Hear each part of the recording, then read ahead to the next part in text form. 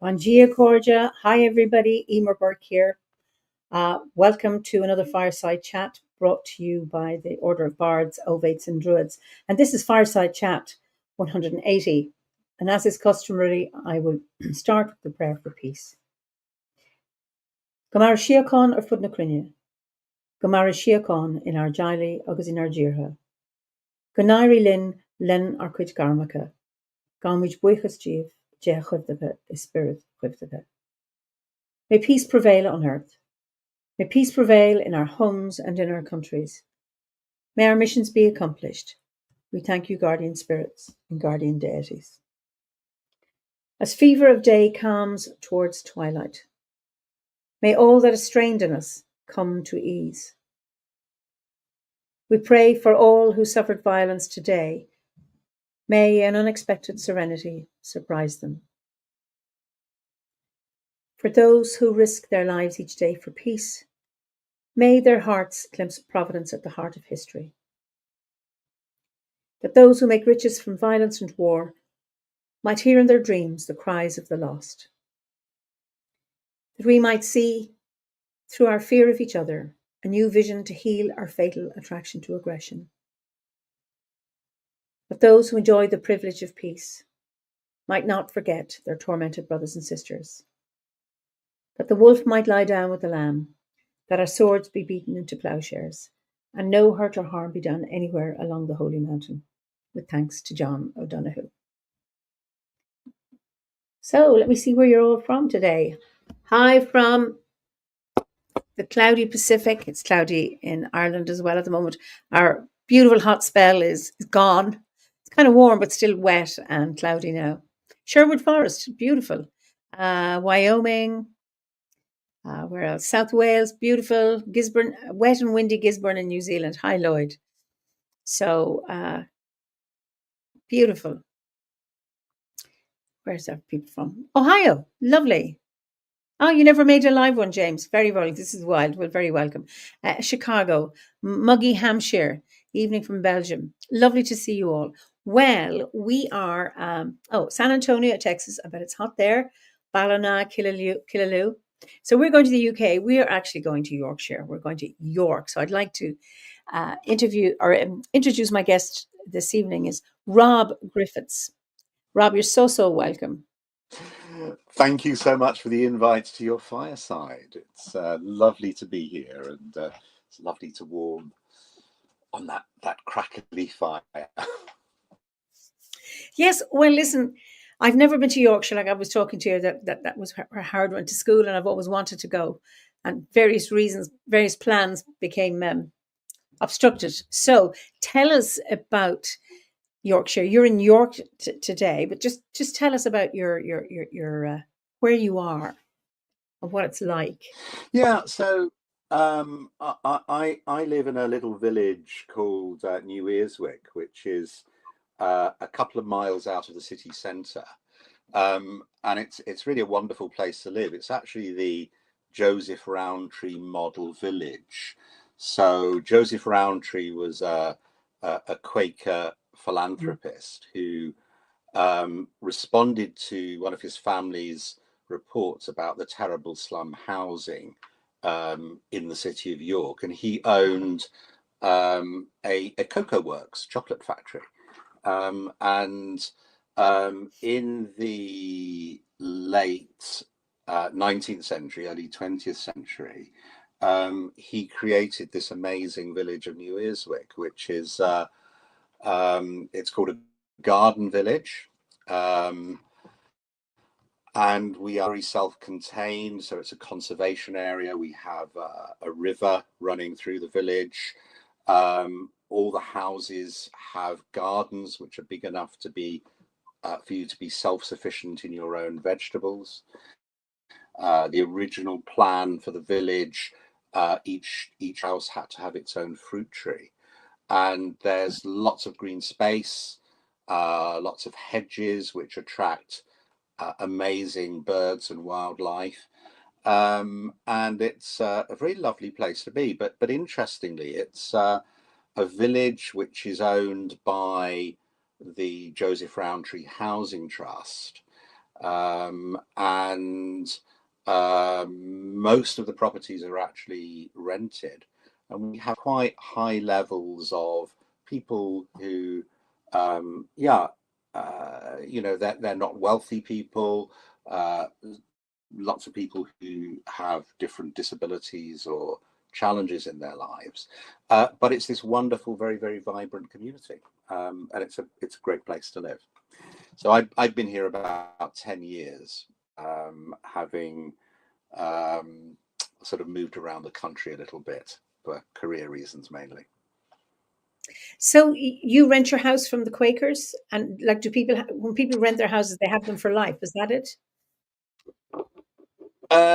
Well, no, I mean, it's that, people are tenants, and they're tenants for as long as they need them. I actually own my house. I think Okay. about a fifth of the properties are actually owned, but the entire village is run by something called the Joseph Rowntree Housing Trust.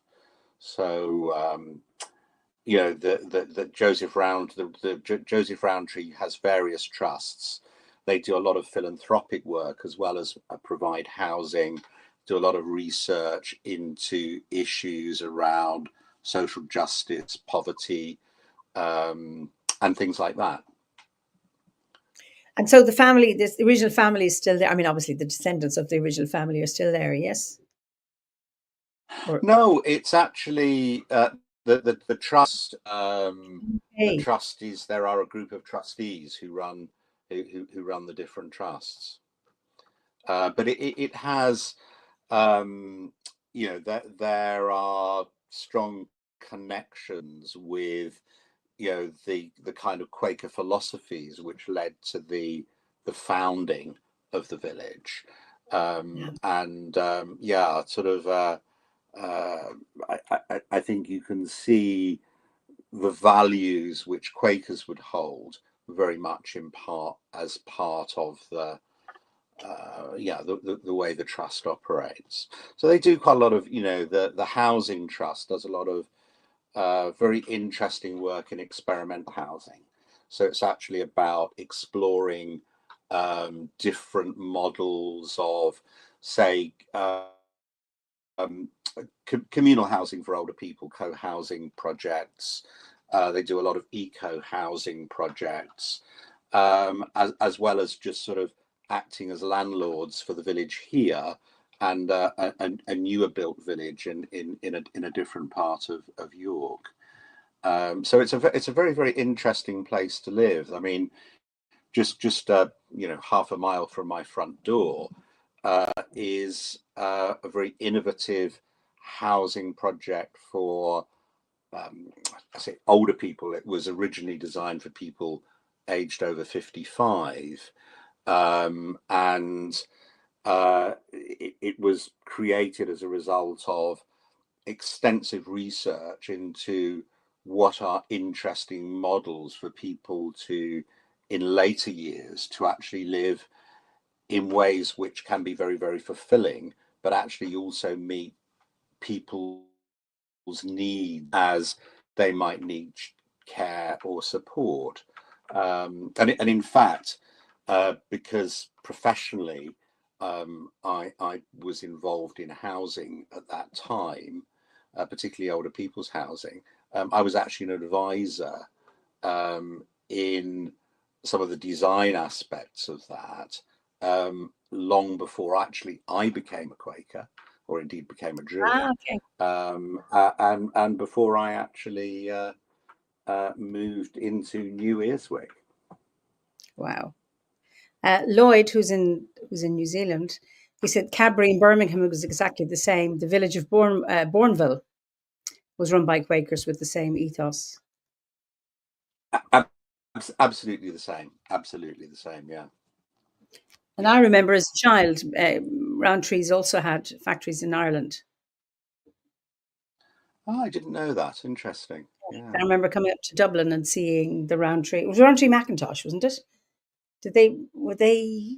Yeah, Uh, that's right. It was Rowntree's, then Rowntree Macintosh, and now yeah. Nestle. So Oh the dear, I Rowntree know. family.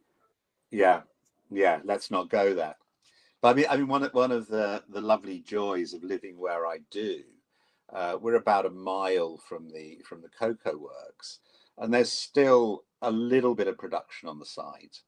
And sometimes you can, particularly in the evening, if the wind is in the right direction, you get this Oh, wonderful smell of chocolate in the air, and it is, yeah, it's yeah, very special. oh, beautiful, beautiful. So okay, so I'm really interested in your background before you became a Quaker, because and because I want to have a conversation about where Druidry and Quakerism meets, because going from silence to ritual and how you navigate that. But before that, what was your background before you became a Mhm. Quaker? Ah, right, okay, yeah. So I was not brought up in a kind of churchy family. Um, so, but I was brought up in a family which I think was, in which I was very aware of religion. So, interestingly, I was actually baptized as a Roman Catholic, but I've probably only been in a Roman Catholic church a handful of times ever since, and that would largely be as a tourist rather than as a worshipper. Um, and I was baptized as a Roman Catholic because it was my father's wish. But my father had been to a Christian Brothers boarding school where he suffered some fairly extreme physical violence from the brothers. So he I think was extremely ambivalent about the Catholic Church, whereas my mother was an Anglican, and I can remember, yeah, quite vividly in my very, very early years, my mother kind of, she knew the priest would come knocking on the door to find out why I wasn't being taken to church, and us having to hide from that.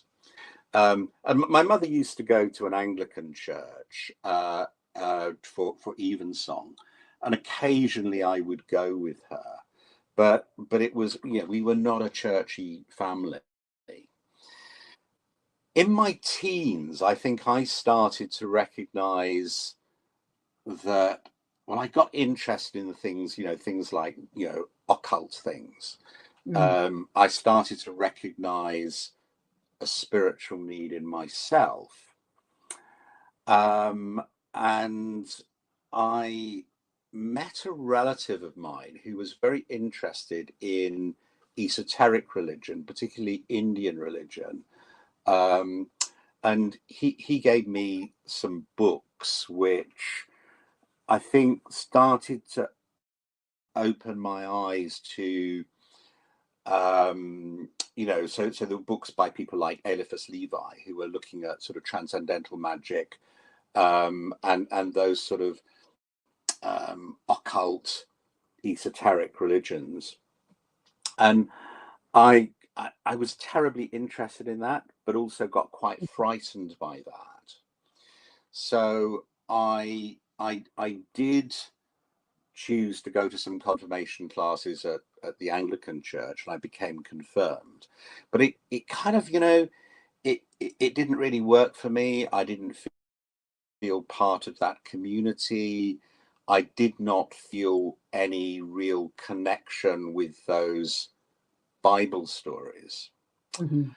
And I was not really involved in anything at all sort of religious or spiritual until I um, I actually came to York. I was at university in York, and I spent some time working as a nursing assistant in a psychiatric hospital. Firstly in the NHS, which was one of the big old Victorian asylums, and then in York, there's a Quaker psychiatric hospital. There was a Quaker psychiatric hospital called the Retreat. Now, the Retreat has this really fascinating history of actually being internationally recognized as one of the first places where people with mental illness were treated humanely. Really, really interesting founding story. And I went to work there for a short time on night duty. And I was very, very struck. I had no knowledge of Quakers. I was very struck by the culture of that environment, and just the whole approach to actually working with people who are experiencing mental illness or extreme psychological distress. And I thought, yeah, I was curious about that. I went along to a few Quaker meetings, and I'm a very political person. I've been through times where I've been very politically active, and I've spent some time involved in the campaign for nuclear disarmament. And I met Quakers. Quakers are great believers in working for peace. And I was very much struck by the fact that, certainly relatives would look at me and sort of say, oh, you're a young sort of firebrand. You'll lose that radical, you'll use that radicalism as you grow older. And what was amazing was actually to meet Quakers who were in their sort of 50s, 60s, 70s, indeed some of them in their 80s, who were still going on marches with a real passion for social justice and working for peace. And there was kind of like a, wow, these are an interesting group of people. Indeed. But again, I didn't do anything with that. You kind of like got wrapped up in, jobs and, having children and all that kind of stuff that you do in your 20s and your 30s. And then in my late 30s, I worked for this amazing woman who said to me, Rob, you need to go off and do some personal development. And she said, what would you like to do? And I said, I think I'd like to do something around leadership. She kind of gave me one of those like, whoa, that's where did that come from? And I said, yeah, no, I really think I'd like to kind of, do this. And she said, okay, bring me, show me what you want to do and I'll tell you whether it's right for you. And so I would take her along a course and she'd say, no. Take her along another course, no. And I found this course, which was called The Inner Path of Leadership. And it was a long weekend in a retreat house. And essentially, it was about exploring the relationship between spirituality and management. And after the long weekend, there would be a kind of learning set, and members of the group would keep in touch with each other. And it was run by two very, very interesting characters. One was a Quaker, an amazing man, a guy called Mario von Beschoten. The sort of guy who you meet and you just think, what an awesome life. He'd worked at a senior level in strategy for Royal Dutch Shell. At the end of the Second World War, he had been involved in the reconstruction of the Netherlands after the Nazi occupation. He'd worked in South Africa to help set up the Truth and Reconciliation. Just one of these psychotherapists he'd turned to psychotherapy later on in life. And the other guy who was involved in this was an American guy who lived in a Steiner community in New York. And this course literally changed my life. It made me recognize that I could not work in an organization or live my life in a way which was not congruent with very, very deep values. and that I really needed to try and better align what I was doing with those values. So that at the time I was head of strategy for a large charity, and that set me on a collision path with the chief exec, and I found myself having to professionally reinvent myself, find a new direction in my life, or a slightly different fork in the road. But I think the course also made me think about, yeah, it's more than just values. Actually, there's a spiritual dimension here, which I need to go off and explore. I need to really find that space in my life to go down that route. So that took me, I think, inspired by both my experiences of Quakers years earlier at the retreat in York, and in sort of political activism, peace work in particular, and then by meeting Mario, who was facilitated the Inner Path of Leadership program, I started going to Quaker meeting. And what was interesting is very quickly I met Quakers who were interested in Celtic spirituality. So, someone lent me a book by John Donahue. So it's lovely, each time you sit down and you introduce this chat, you're reading John Donahue, and he was really, really powerful figure in terms of getting me to think about, what's important and what's spiritual. So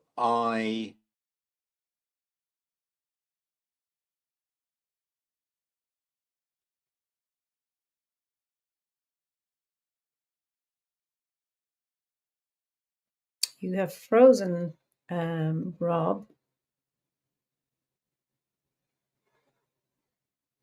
Are you back?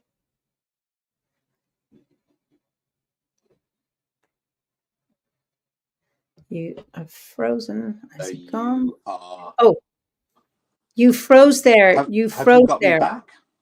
I just now. You froze. You're back now. Oh, okay. Yeah. Oh, you're frozen again. Glitches. So yeah.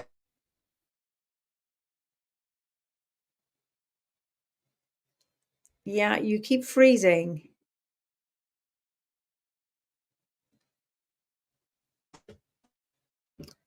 Can you hear me now? Yeah, I can hear you now. Yeah, I don't know what's going on. Okay. Anyway. Hopefully, yeah. So what I was saying is Quakers have this lovely phrase called becoming a Quaker by convincement, and essentially it's where it's the point at which you decide that becoming so Quakers is a religious society. So you apply to become a member of the society, and there's a process for doing that. In previous times, you could become born into a Quaker family or choosing to join. So I went through that process of becoming a Quaker by convincement. It's been a really important part of my spiritual journey. So I've been a Quaker for probably about 25 years. But with that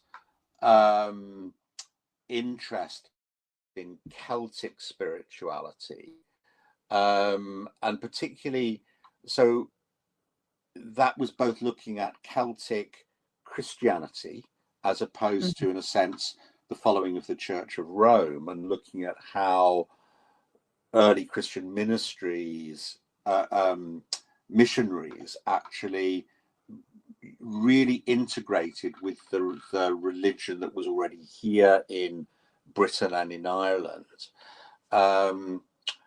And then into, I suppose, thinking much more about, Celtic spirituality in terms of things like, we would understand as Druids.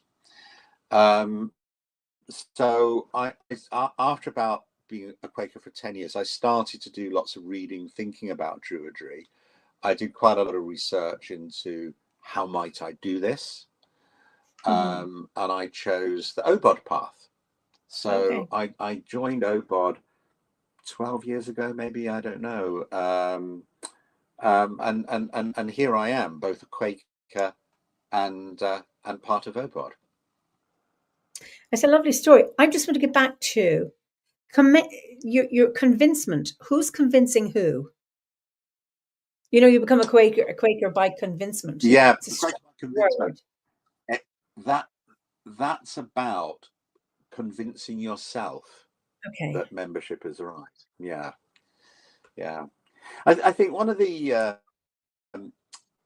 I see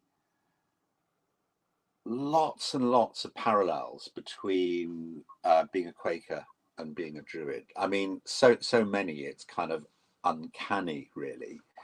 And I think one of the things I like about both is that there is no dogma. There is no kind of, you don't have to believe this, and this.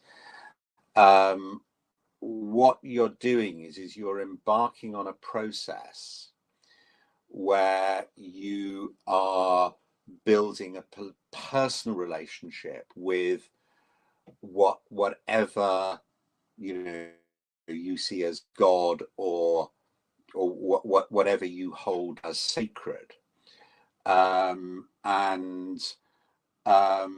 So you're very much on a personal spiritual journey, but you're making the choice to do that in a community with other people.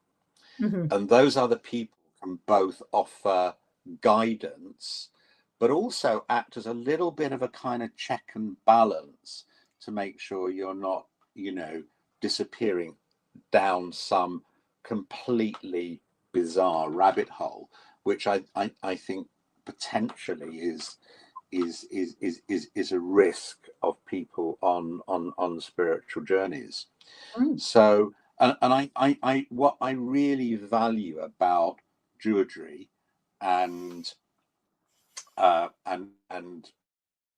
being a Quaker is it's that universality of it. So within Quakers, there is a grouping called the Quaker Universalist group, certainly in British Quakers, and that's in essence about saying no one religion has the monopoly of truth. Is that it's our job to actually seek truth from everywhere and anywhere. And so one doesn't need to restrict one's reading to the Christian Bible. That there are a whole range of sacred texts which contain wisdom, and by exploring other spiritual practices, you are opening yourself to new light, and that feels really, really important. And so I in much the same way as there are Christian Druids or Buddhist Druids, that equally there are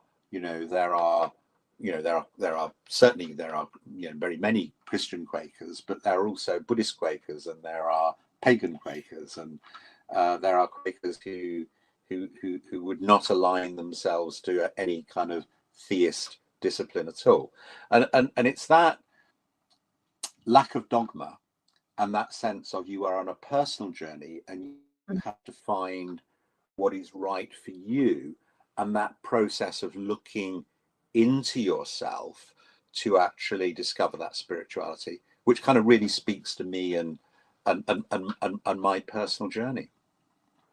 It's beautiful. Howard, my husband, he wasn't a Quaker, though he went to a Quaker school and he came from a very non-religious background. But he struggled with what he was, and then he worked out he was a Quagan. But when we were getting married, I wanted some kind of ritual, and he thought, "Oh no, no, no!" Having come from the Quaker tradition of sitting in silence, no ritual, no priesthood, sitting in silence until the Spirit moves you, how to weave our way with that, and we managed to do it. So I'm curious as to, because in Obod we do rituals, to mark the wheel of the year, and how do you marry the two, or do you just keep them separate? How do you manage that space for silence and working with ritual? Because I think both are really important and valuable. So how do you navigate Yeah. that?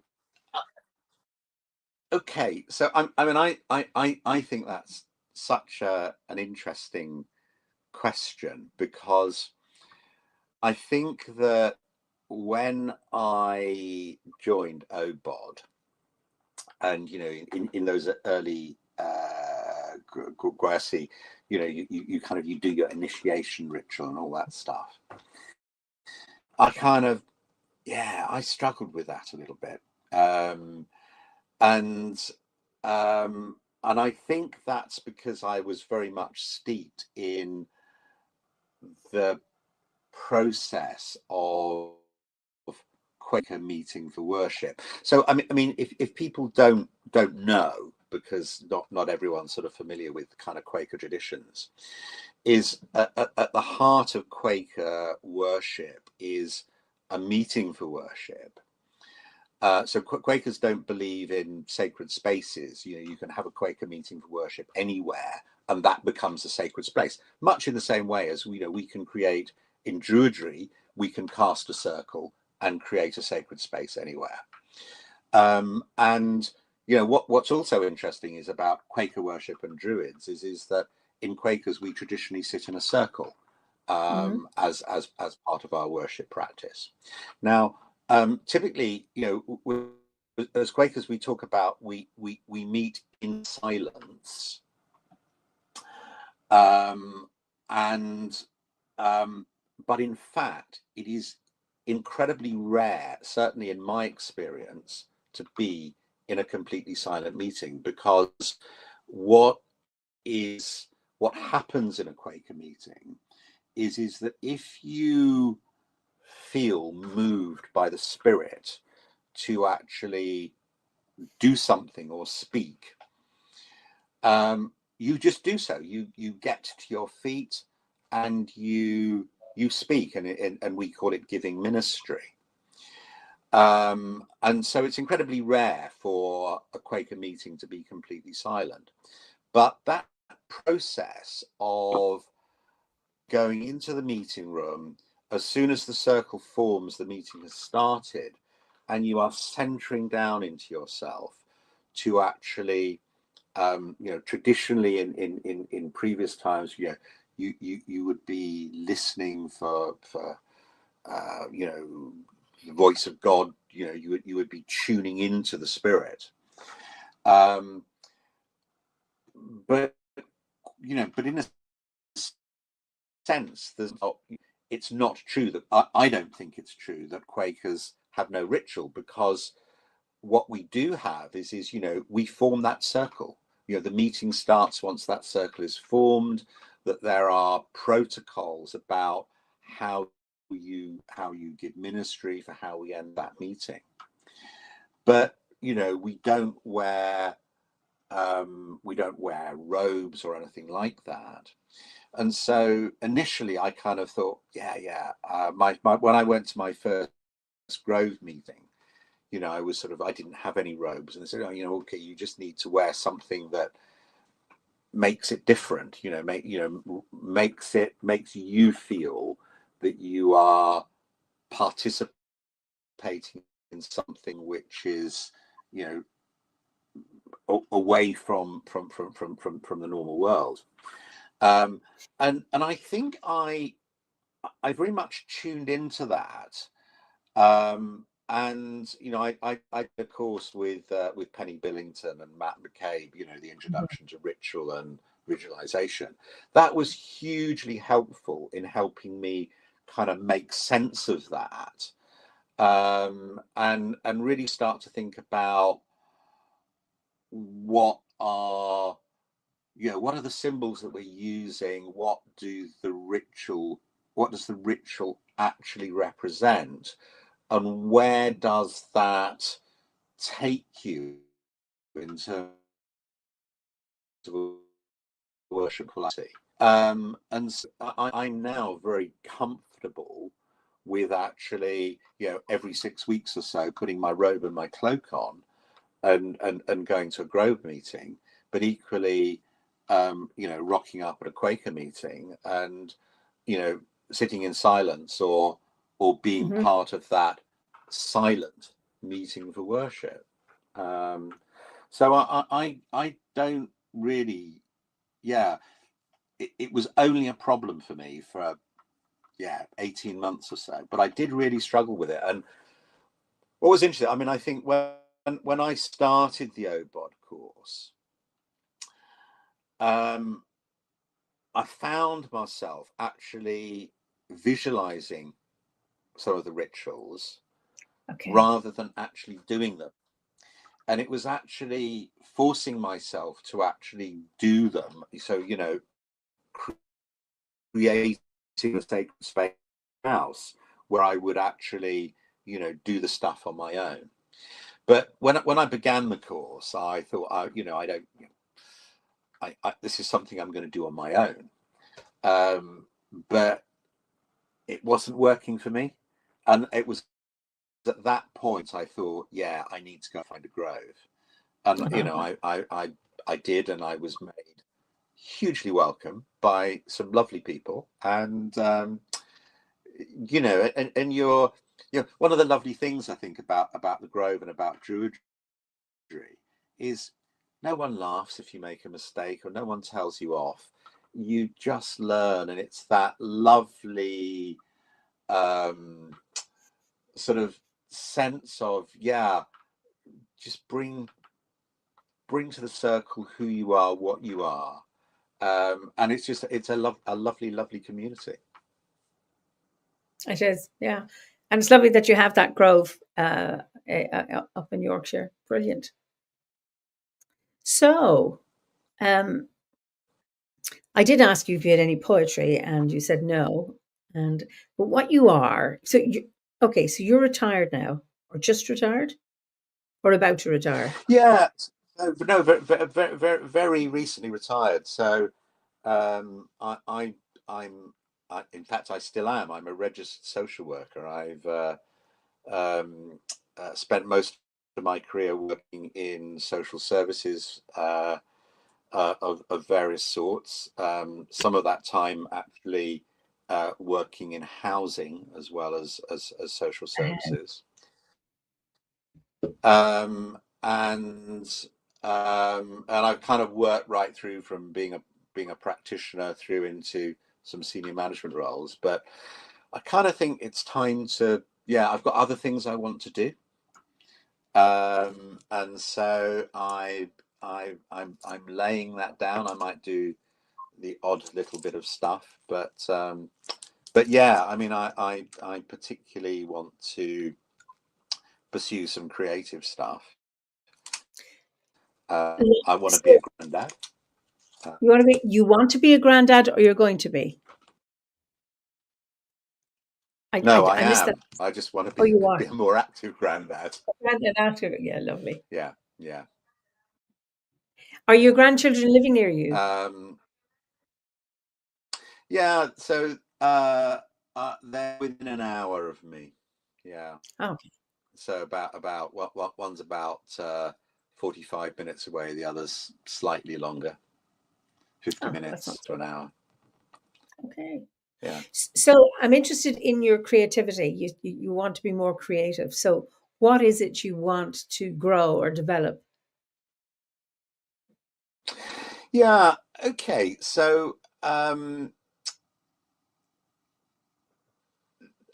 think the bardic, one of the things that sort of the Bardic course I think has given me is actually about opening yourself to the Arwen and Mm. actually looking for the magic in in the world that surrounds us. And I think that's opened my eyes to sort of new ways of just seeing the world. And the things that the sort of visual arts that I'm particularly interested in would be printing Okay. and calligraphy. Hmm. Now, both of those things require quite a lot of time, and I've had my job has meant massive amounts of travel, and I've done quite a lot of voluntary work and voluntary roles in addition to the professional stuff. So in the last couple of years, I've been laying down a lot of that voluntary work. I've been reducing the amount of time I spend on professional activity to create some space. So I want to kind of do some calligraphy. I want to do some print work. But what I've been doing, I suppose, because it's been easy for me to find the time to do that, is exploring photography. So I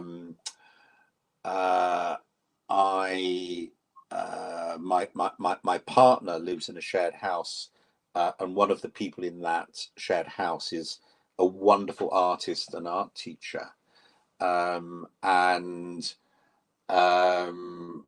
she has been encouraging me. She produced a book about found art, and she's just a very inspirational sort of artist and teacher, and so she's been encouraging me to develop that side. So I've been just taking photographs, and I think that in the coming months, as now I've retired, I want to move on to the next grade, move on to my ovate grade, and but I want to really settle down and really start doing some of that printing. Oh. And what kind of printing? Yeah, so I've done some courses in lino cutting.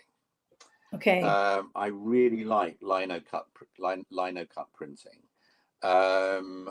but my artist friend has sort of introduced me also to you know I, I've seen silk screen printing, but also gel plate printing. So, at the end of last year for Christmas, she said, I'll give you a day's individual tuition in gel Lovely. plate printing. And it's lovely because, she's got, given her background, she's got all the equipment and stuff like that. So I'm going to explore some different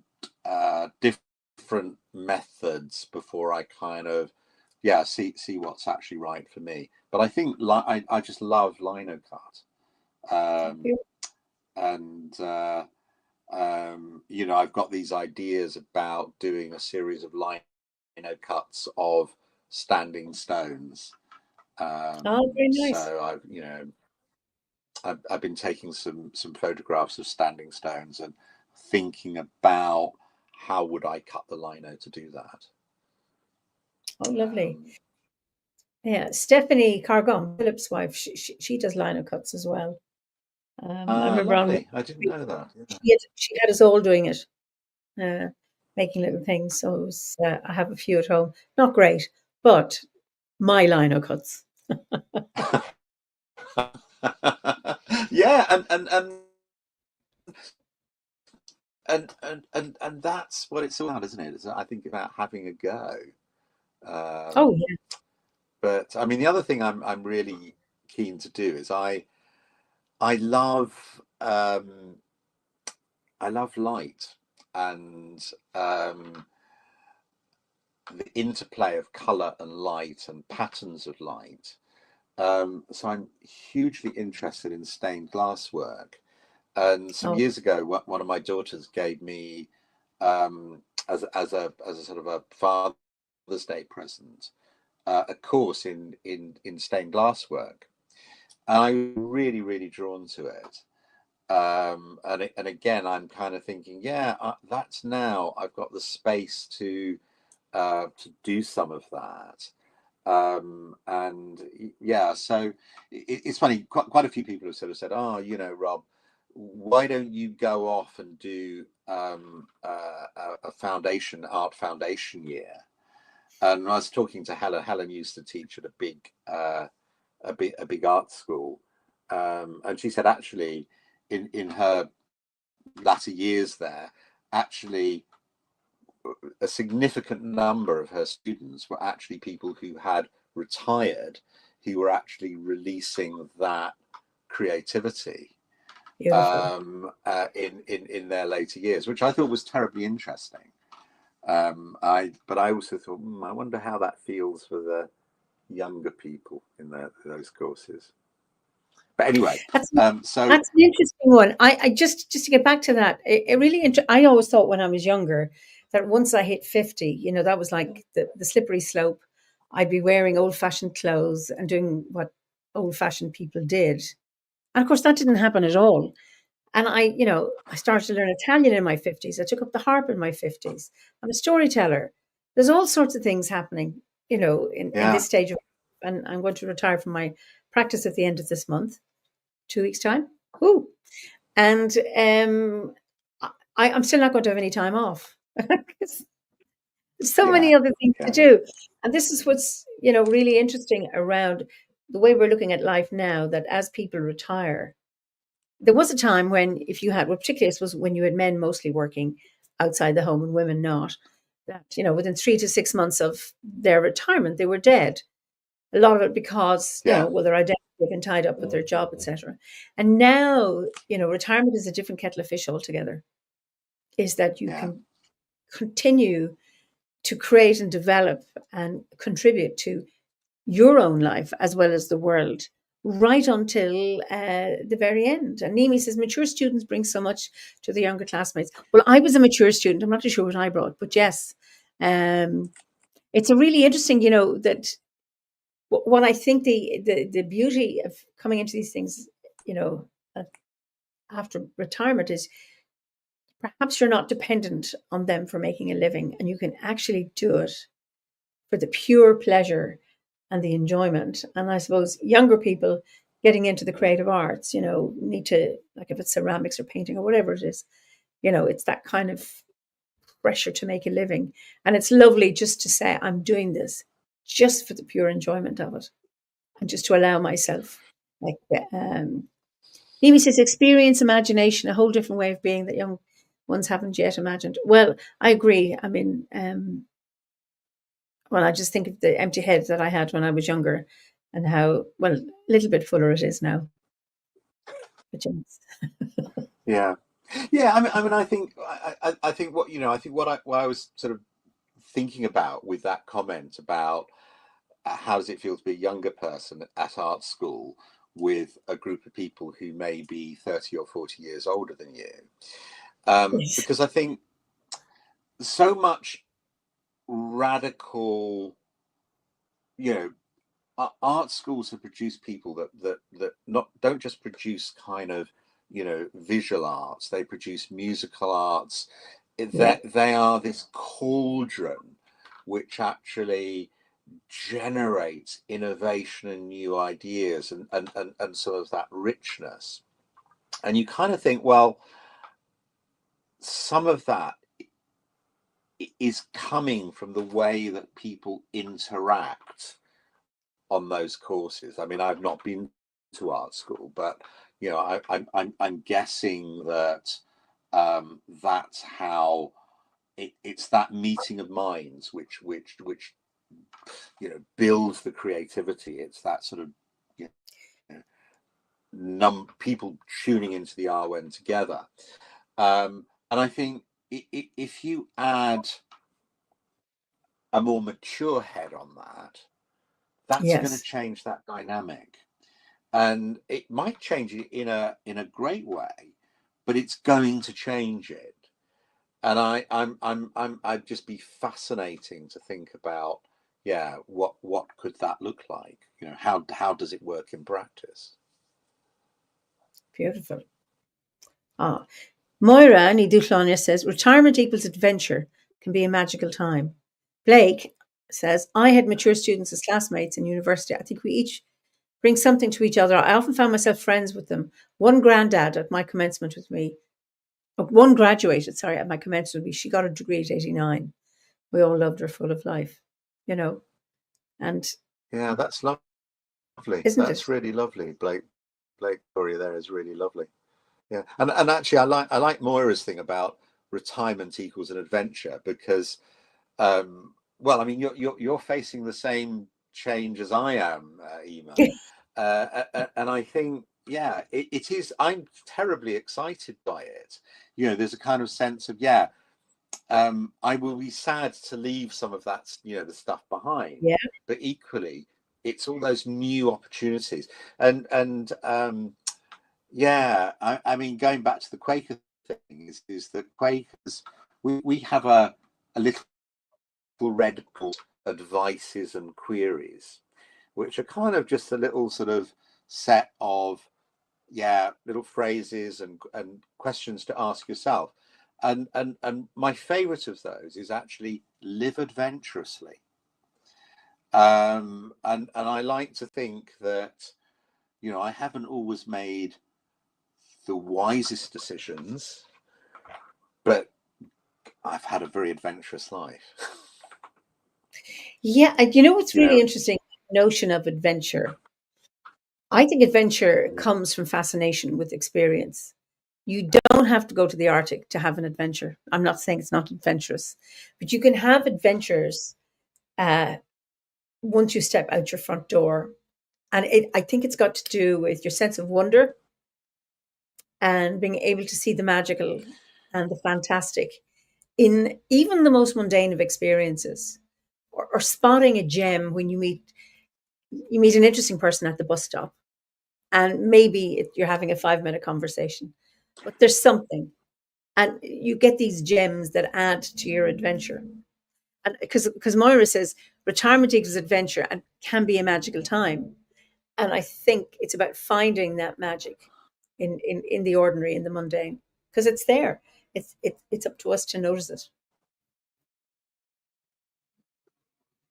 no, absolutely agree. I think that, I think as you were remarking, is that if you kind of viewed, I'm in the world of work and then I've got nothing beyond that, you're going to be dead very quickly. But actually, if you just see this as the next stage of your life, and I think that's, I think for me, Druidry has actually really given me that kind of sense of, you know, we base our ceremonies around the circle of the year. It's that cyclical sense of we're moving on to different stages, and each of those stages has value, but what we've got to do is actually recognize the value. And I think often we are, in our ceremonies, we're thinking about what are the things we are actually wanting to leave behind, what do we want to cleanse from our lives, and we do ritual around that. And that really, I think, focuses one on that search for the adventure and making some of the conscious decisions to actually accept the new and discard the things which need to be discarded in a very natural way. And I think it's part of that cycle of life. And I think it's why is Druidry becoming, I think growing? It's because people are recognizing the need to reconnect with nature, and it feels to me like this is a spiritual time which the world is calling for, and which people in the world are actually calling for. I think absolutely. So, just two things before we go on to looking at your photography. John says, retirement brought me such a sense of freedom to dance to my own tune. It's now 24 years since I was a wage slave, and I've never looked back. And that's just so beautiful. And Anne says, congratulations on that upcoming retirement, Eimear. Yeah. I've been writing since retirement, and it has been an absolute joy. And that's what Howard, my husband, did when he retired. So he retired 8 years before he passed, and he wrote for those 8 years. He was writing poetry all the time. It poured out of him when all the stress of his career was gone. It just flowed, and there's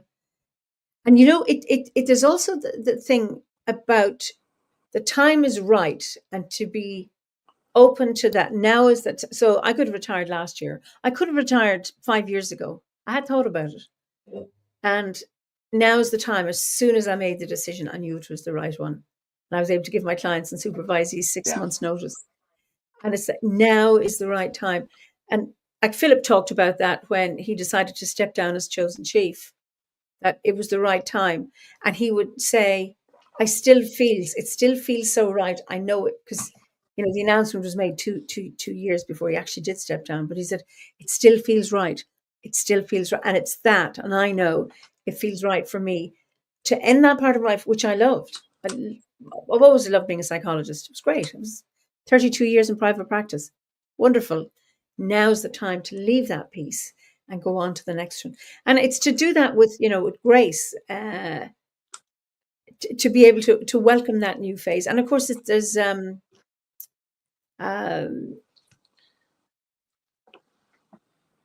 being open to that, to the unknown and the adventure. Karen says, yes, you have to be observant every day, even on a dull, remarkable day. Who knows? I mean, we talk about clouds and linings and things like that. Really, really important. Yeah. So I think it's time to look at your slides, Rob. Are you ready for this? Yeah. Well, I don't know. Let's see. Let's live adventurously. So, okay, that's the title. We'll go on to it. So, yeah. Tell us about this one. Yeah. Okay. So earlier on, I was just sort of saying about I was very inspired, really, to actually look for found art, to actually just find images which exist, which are in themselves interesting, and which, if you weren't looking, you would just not even notice. But actually, when sometimes you see an image and you can see real magic on it. And this image was actually taken in my sitting room. And I was having a wonderful conversation with a friend. And suddenly I noticed that sitting on his shoulder was this angel. And I decided to take a photograph of it, and it just feels like such a magical thing. And I, I sit in that armchair regularly. There was something about the conditions of the light and whatever on that day which created that image. And there it is. I just thought some real magic in a found piece of art. It's beautiful. I thought first when I saw it, angel, bat, bird, who knows? And actually, I now see a hooded character up at the top. It's wow, beautiful. Thank you.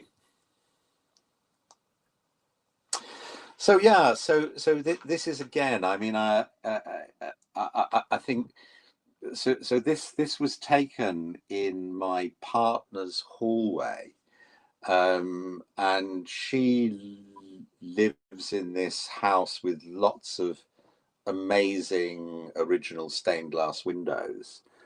And one morning I was just coming downstairs and I just saw this and I just thought, wow,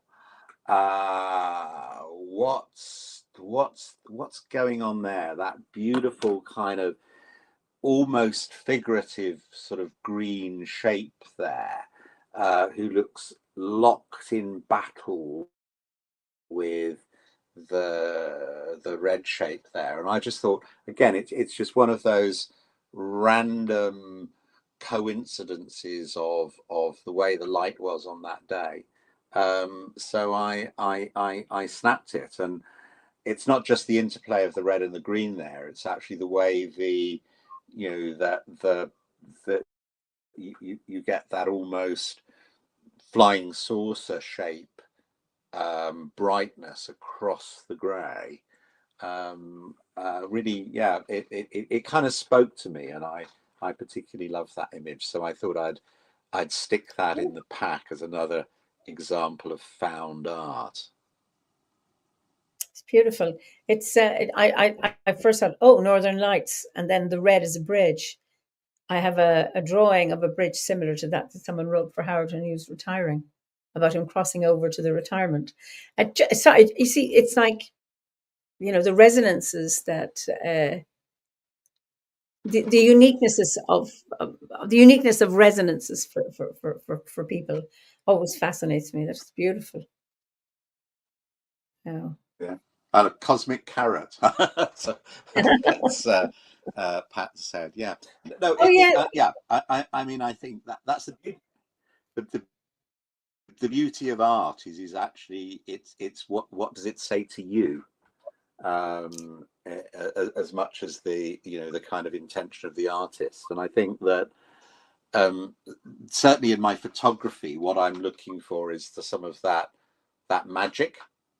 Yes. um, uh, and it's just about, you know there are regularly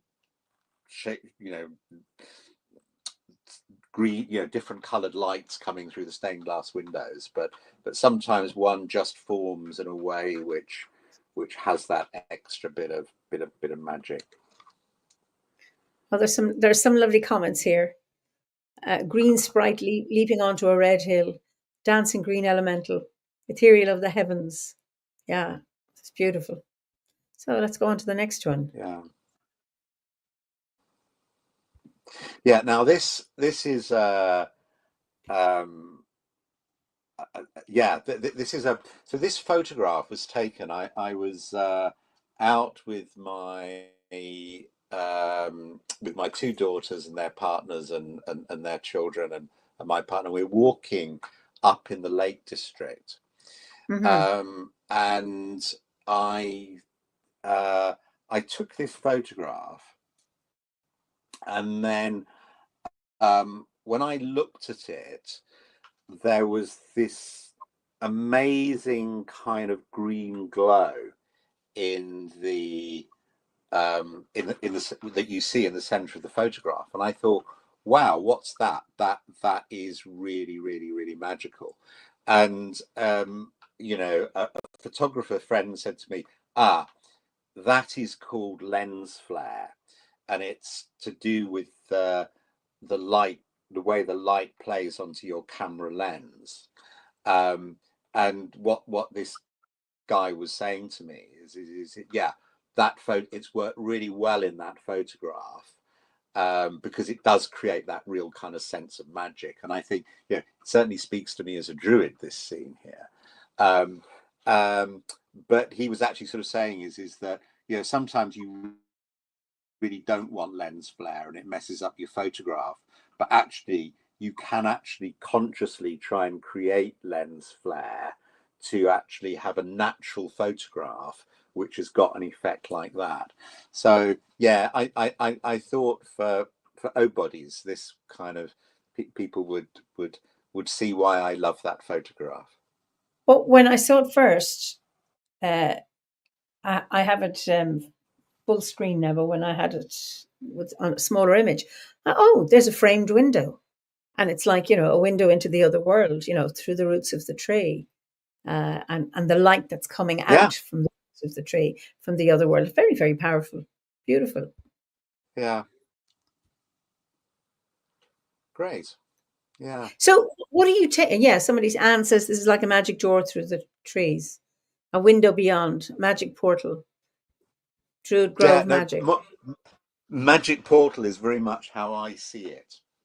Yeah, yeah. And what are you? Are you using a very fancy camera? I'm using an iPhone. Yeah, no, it literally that's that. It's just I'm using my phone. Wow. Um, yeah, it's funny. I went to last weekend. I went to an exhibition of the British Wildlife Photographers Society Uh-huh. Association, um, and it's really so you see these photographs and people are sort of giving their f-stops and the all of the techie Yeah. stuff, and they're describing all this really fancy equipment, and I thought, yeah, these photographs are good, but actually I think you can do some. You don't necessarily need to have all this really expensive kit. And I have a really good friend who, is a professional sort of art photographer, and he's got all the expensive stuff, but he says some of his best pictures are just taken on an iPhone.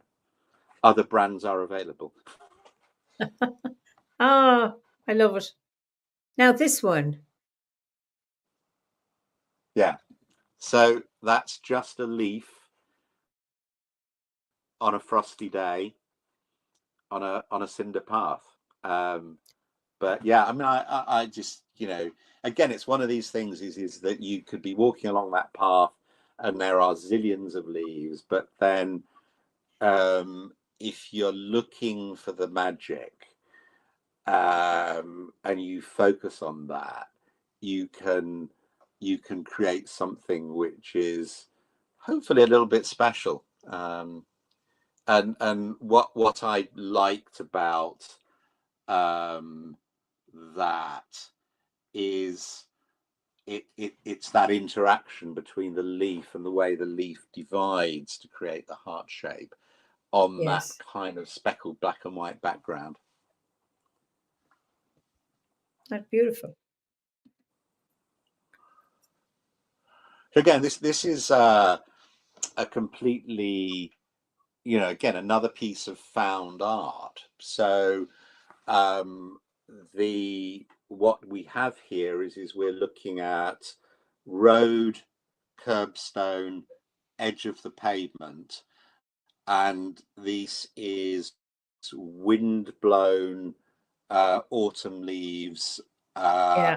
or I can't remember when I took this together with a little flower which is actually against all the odds growing in trapped soil at the edge of the road.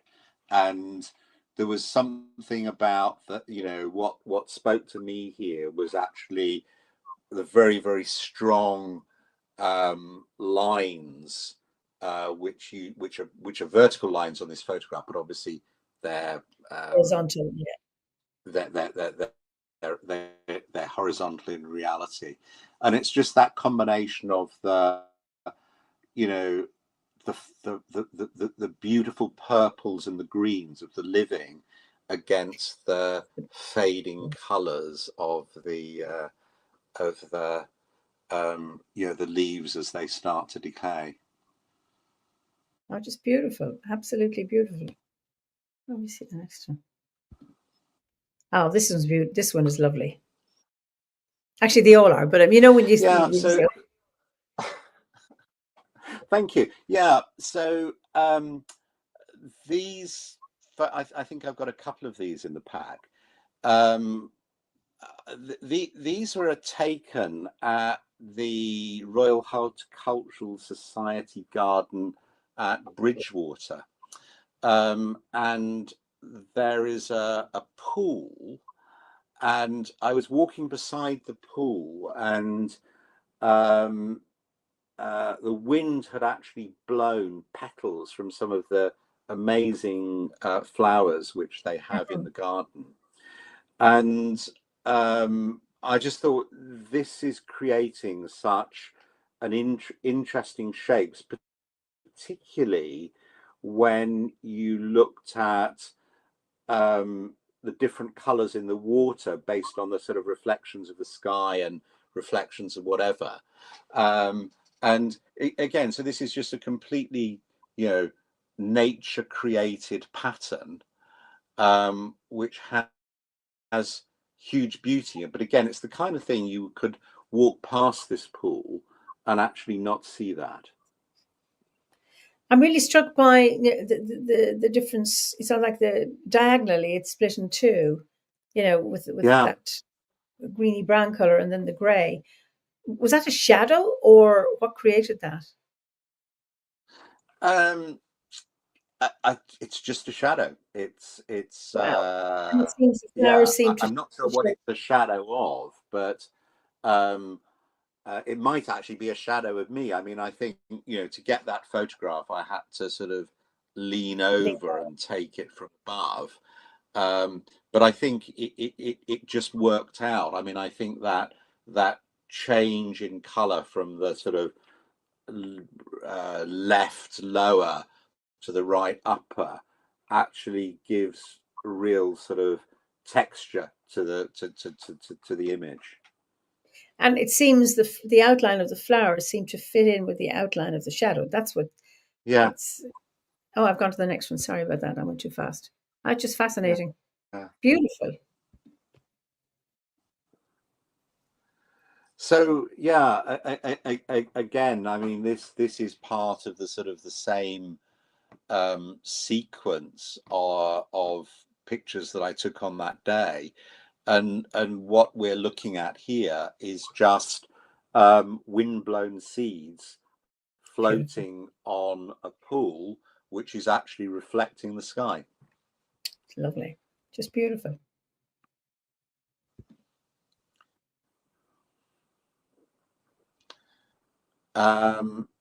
Yeah, and so here we are looking at me trying to manipulate the image by deliberately moving the camera to create Oh, just create a different image.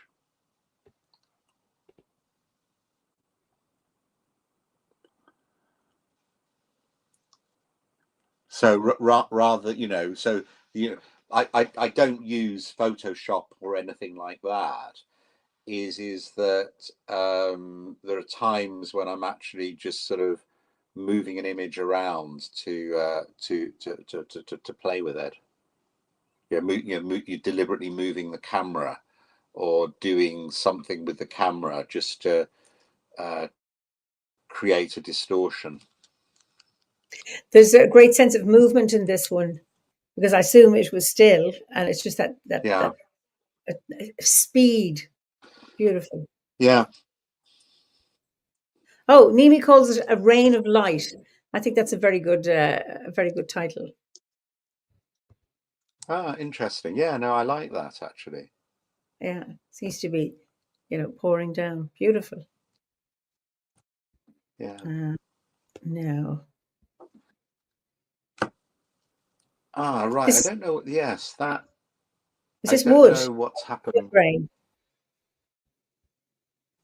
Yeah, that's interesting because something's happened in transmitting that one to you because uh, that is, yeah, I don't know what's happened there. That's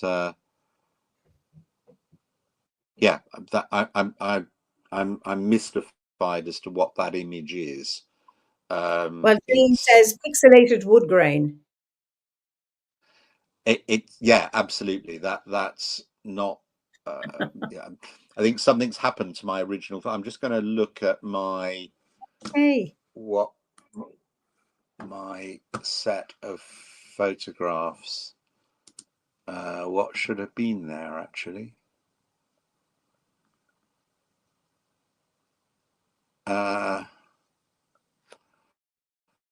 Right. Okay. No, yeah, I don't know what's happened there, Eimear. That's not how the image should be looking. well, it still looks interesting. So It it's does, got, yeah. it's got the grays, it's kind of got browns and greens, and the different texture. Now this one, Yeah. So, what do you think that is? well, it's on a stone.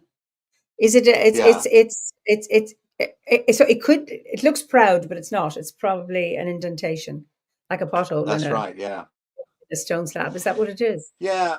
So I mean, that's exactly what it is. I mean, um, so the story behind this picture is I was walking in Manchester, and I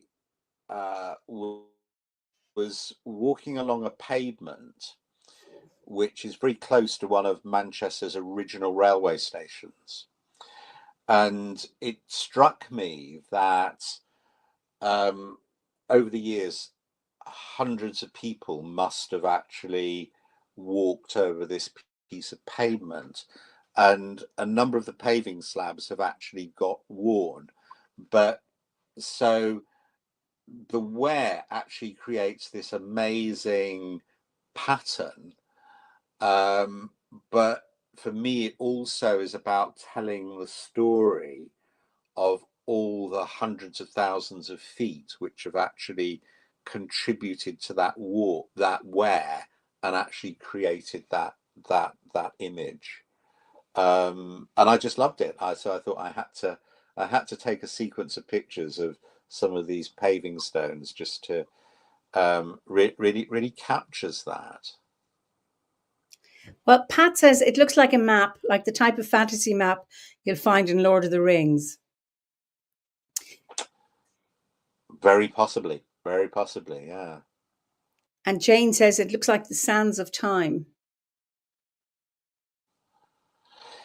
I think Sands of Time is a really good way of putting it, because what we have there. This is a paving slab which was, it's compressed rock, so it is exactly, it's probably sand compressed to create that rock. Those patterns are probably represent water flows of millions of years ago, and it's the the passing of feet, the friction of feet on that smooth surface, which has worn it down to expose those sands of time. Well, I'm interested in the comments here. Mimi says a hooded sheep looking to the right, wrapped in a woolen cloak, passing by. And then Sandy says she sees a Oh, sideways facing lamb head surrounded by swirling energies. yeah, no, I can see those. I can absolutely see those. Yeah, And Gabriella yeah, says no, it looks that's really. I mean, like I think that's, yeah. It's interesting. I hadn't seen the lamb before, so I think great spot. Great and spot. Gabriella says it looks like half of France. So, there's no end to, is it a sheep? Is it a map? Is it the half of France? It's, really, really, I love it. I love it. Now, oh, okay, Great. I have to find this. So this one,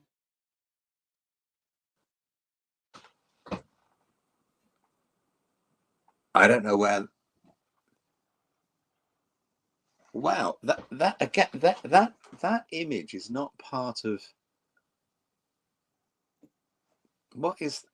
that's weird. Somehow something's so that the full photograph there is actually it's a black and white photograph of a hedge in Dorset, but what we're looking at there, that's not the image which I thought. So somehow that image has got distorted en route. Oh, I find that Sadly. fascinating. Yeah, Okay. and I do as well.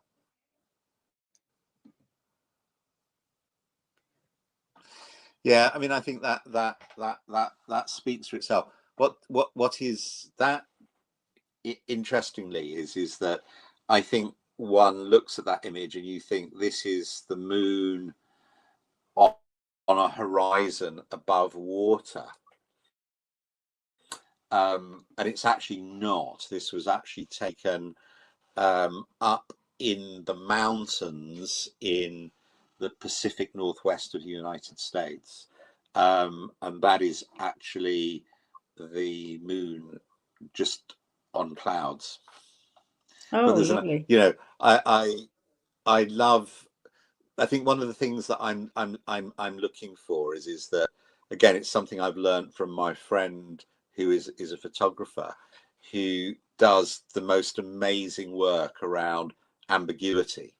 So photographing images where you think it's one thing and it's not, or you think you're looking at something and actually you're looking at something slightly different. And yeah, there was something about, I mean, for me, that photograph has a particular story. I spent some time last year up in a cabin in the Pacific Northwest of the States, and it's got lots of really good memories for me. But yeah, I just love the image. Beautiful. Okay, oh, This is just a tree kissing a cloud. it's just lovely. It's beautiful. It's beautiful.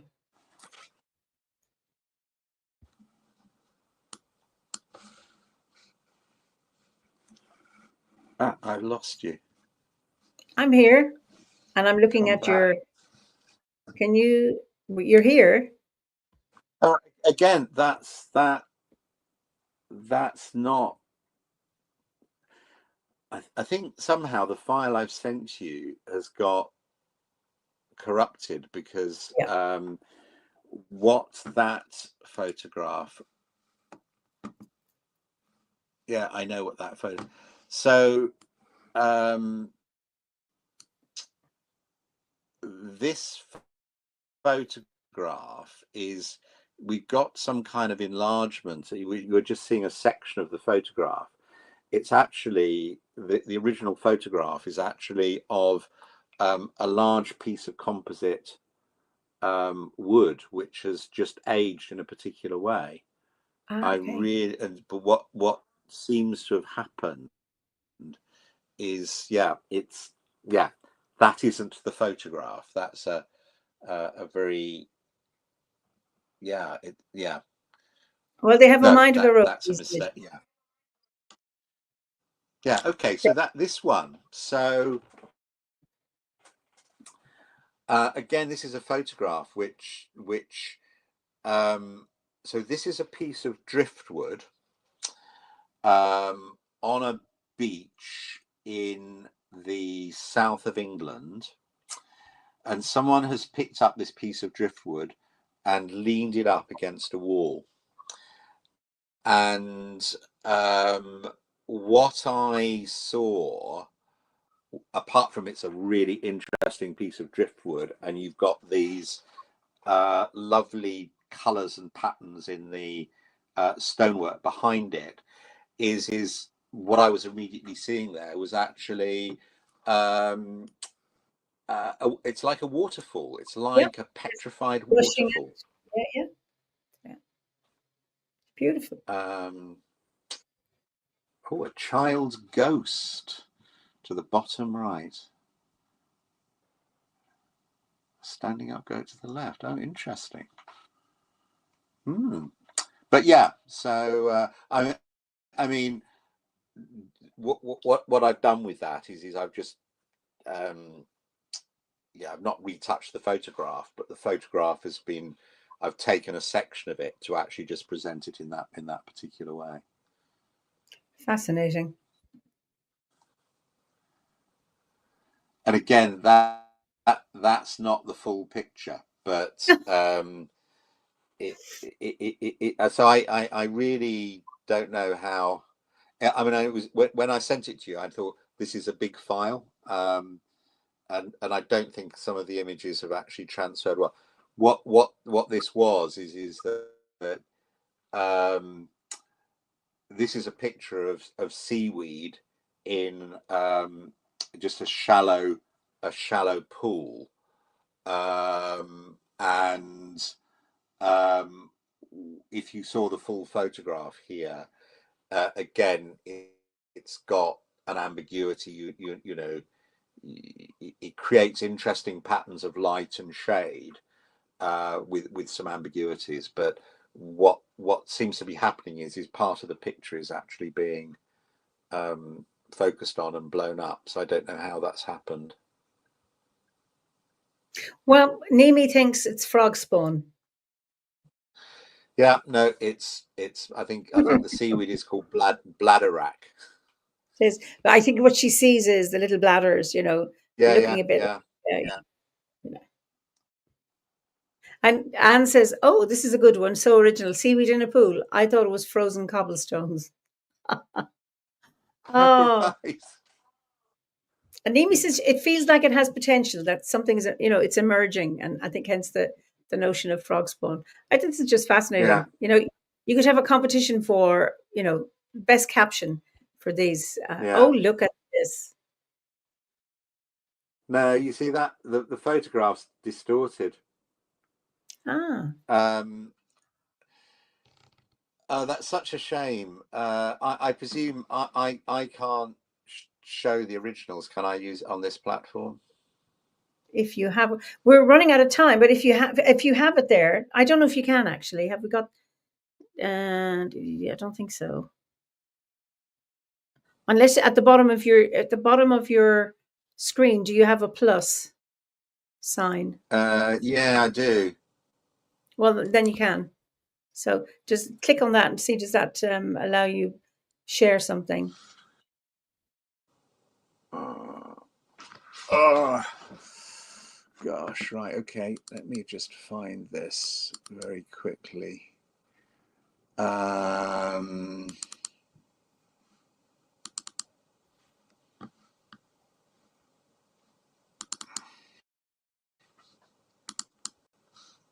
No, it's not letting me do it. I'm afraid. Okay, sorry, well, but yeah, okay. I mean, the story behind this was one of the things I really like to take photographs of is what I call liminal spaces. And this was a picture of a flooded field at sunset. And it was really the sun's rays were sort of creating into this into this wetland, and the photograph was actually taken with me lying down in this damp grass, actually looking through grasses, but that's not the photograph. Well, there are lots of comments. It has a life of its own. First light, last light, stunning. Love this energy, fire, sun. This is art becoming. So someone suggests you post your series on the hearth. Why not do that? Yeah, I'll have to work out how I do that, but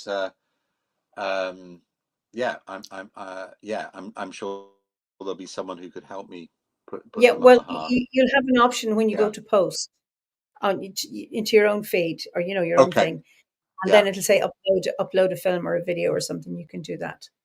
Oh, look at this! Yeah. I hope this is what you intended. Oh, sorry, I've gone too far. A little bit Yeah, enthusiastic. so that's another sort of liminal space. So this was taken in an area. So this is a literally 3 minutes walk from my house, and it's an area very close to the river, which fills up with water when we get lots of rain, and the river, can spill over into this, and it's just this kind of, it's not river, it's not a pond. It really exists at the sort of the margin. Beautiful, beautiful, beautiful. And I love how you framed it. Yeah, that was just a software option, but it kind of worked. It's beautiful, beautiful, beautiful. Oh, Yeah, and I think exploring liminal spaces is, I think, one of the things which inspires my photography. So it's, let's look at the edges and let's look at what magic occurs when we're in transition from one state to another. it's beautiful, just incredible. So there's suggestions the heart mightn't behave itself, so try it on Instagram, but post it on the heart to say that it's on if you have an Instagram account. Anyway, it's just beautiful. These are I absolutely don't. okay. Well, that idea is gone. No, thank you for giving me the opportunity to show them. I occasionally post some stuff on social media, but yeah, it's lovely, and I mean, each of the photographs actually has a little bit of a story behind it, and I think it would be fun to actually develop some of those stories as well. Very liminal. Love the colors. All elements are represented in still motion. I love the reflections. Liminal places fascinate me. I love water mirrors. It looks like a Kate Williams painting. I'm not familiar with Kate Williams, so No, lots no, of yeah, lots of lovely. reaction to photographs. Well, listen, we've come to the end of our time, Rob, and it's been such a joy talking to you. Um, really fascinating, and listening to your story and how you weave your Quakerism with your Druidry, and where they meet. I just absolutely love. So and I look forward to meeting you again at another gathering or wherever. So Anne, it's such a delight to see these pictures. Thank you so much. And thank you for a wonderful discussion. So I'll let you say goodbye to people. Well, no, thank you. It's been a wonderful opportunity to come and talk to Eimear, and to meet some of you through the chat, and I hope our paths cross through OBOD events in the future. Thank you so much for your time and attention. Okay, so I'll just send you through the veil, but don't go. We can have a little look at the comments. Okay, so listen. Thank you all for joining us this evening and looking at Rob's art. And I look forward to seeing you again. In the meantime, be well and be safe. And however your weather is, ours it's now raining. Much needed rain, for which we're grateful, of course. I do like the sunshine. And I wish you all, until we meet again, Slán go fóill.